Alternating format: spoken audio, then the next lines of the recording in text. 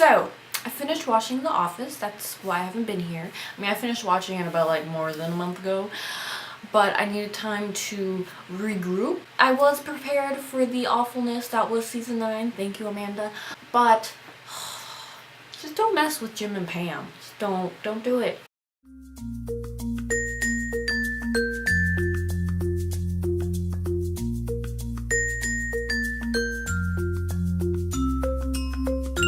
Hi guys, so I'm gonna be wrapping up what I read in April because I haven't done that yet. The first book that I read this month was How to Build a Girl by Caitlin Moran. The book follows Joanna Morgan. She is 14 when it starts and she's not very happy with her life.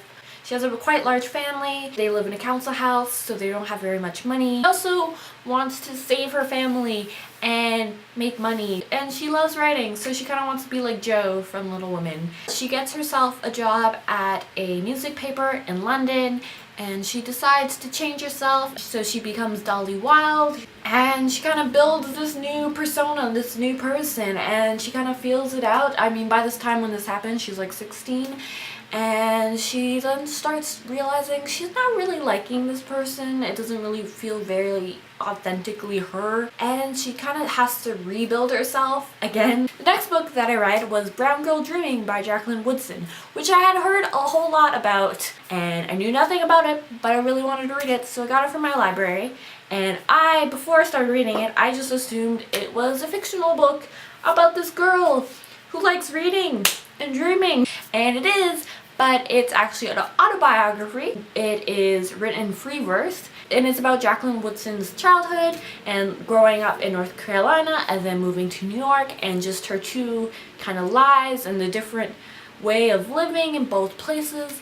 And it was beautifully written, so I highly recommend it. I really love that the entire book is a poem, and it also made me think I need to read more poetry. It was so beautifully written, and I loved it so much. The next book that I read was The Book of Unknown Americans by Cristina Henriquez. So the book follows these two Latin American families who have immigrated to the States and kind of their life in America. Alma and Arturo, with their 15-year-old daughter Maribel, just recently immigrated to America because Maribel had a life-threatening accident which damaged her brain, and they realized she would not get the treatment and the proper schooling that she needs in Mexico, so they move their life to America, and they meet the Toros, and they meet the Toro's son, Mayor, and Mayor and Maribel fall for each other.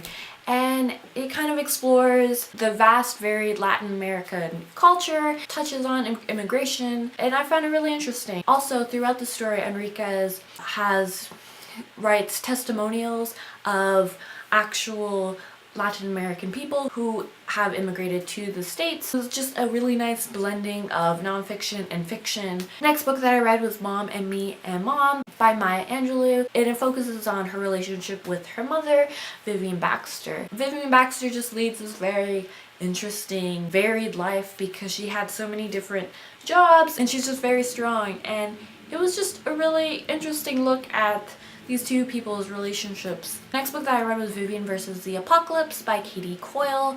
I had heard a lot about this. Vivian is 17. Her parents are part of the Church of America, which is really like a cult. And one day the rapture is supposed to come, and so she goes to a rapture party. Her parents are preparing. She comes home the next day and sees that there's 2 holes in her parents' bedroom, and her parents are missing, and a lot of other people in the town are missing. So her and her best friend Harp and this other boy that they kind of met at the party named Peter go on this road trip across America to try to discover what exactly happened and like, where are these people? The rapture actually happened, or what?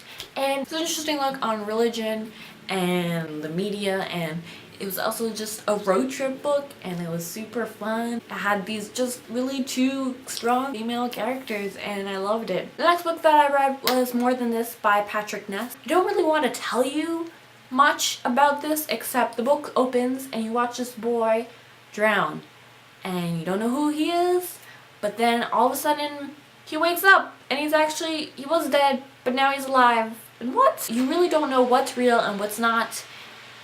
and it's just really fascinating. And the last book that I read was Hold Me Closer, Tiny Dancer, The Tiny Cooper Story by David Levinson. And if you have read Will Grayson, you will know that in it there was a character named Tiny Cooper, and he wrote a play, and this is the play!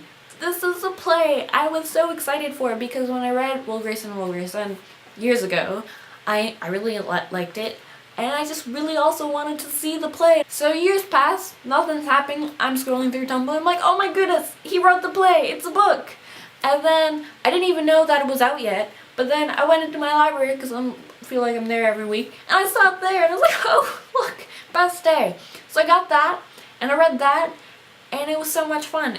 And it was just everything that you wanted it to be. So thanks, Dave Levitan, for doing that. So that's what I read. Read them all. Go to your library and love your library. Also, if you read them, let me know what you think and if you love them as much as I did. Bye, guys. The light's going down and I need to talk quack, quack, quack, quick. But I'm like really jazzed about how much I've been picking good stuff.